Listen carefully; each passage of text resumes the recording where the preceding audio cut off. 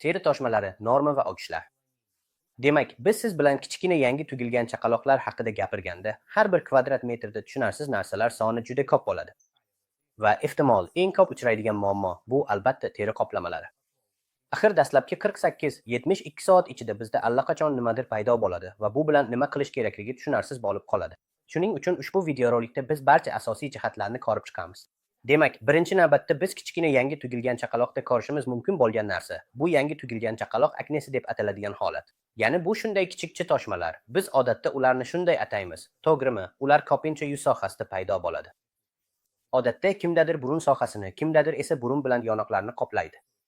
Bularning hammasi mutlaqo normal holat. Biz bularni umuman tegmaymiz, siqmaymiz, hech qanday miramistin yoki furatsilin bilan ishlov bermaymiz. Biz shunchaki kutamiz.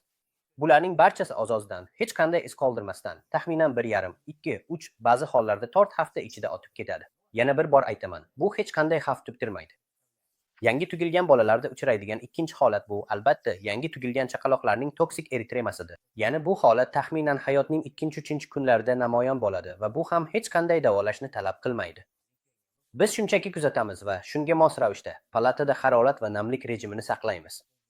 Ya'ni harorat 18 dan 22 darajagacha bo'lishi kerak.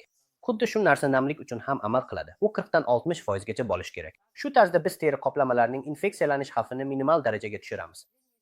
Yana bir holat, bu yangi tugilgan bolalarda uchraydigan sariqlikdir. Ko'pincha ular fiziologik bo'ladi va bu ham hech qanday iz qoldirmasdan o'tib ketadi.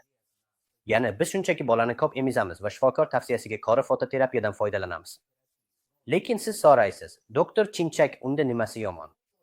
Yomon holatlar ham bo'ladi va yomon. Bu bola terisida qandaydir nam joylar, qashlar paydo bo'lsa va men ta'riflagan toshmalar juda uzoq vaqt, 1 hafta, 2, 3, 4 hafta davomida o'tib ketmasa.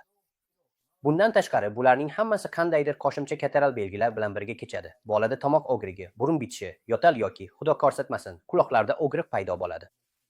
Agar toshma shunday o'tkir nafas yo'llari, masalan, virusli kasalliklar bilan birga bo'lsa, bu bizga darhol shifokorni uyga chaqirishimiz kerakligi haqida signal beradi.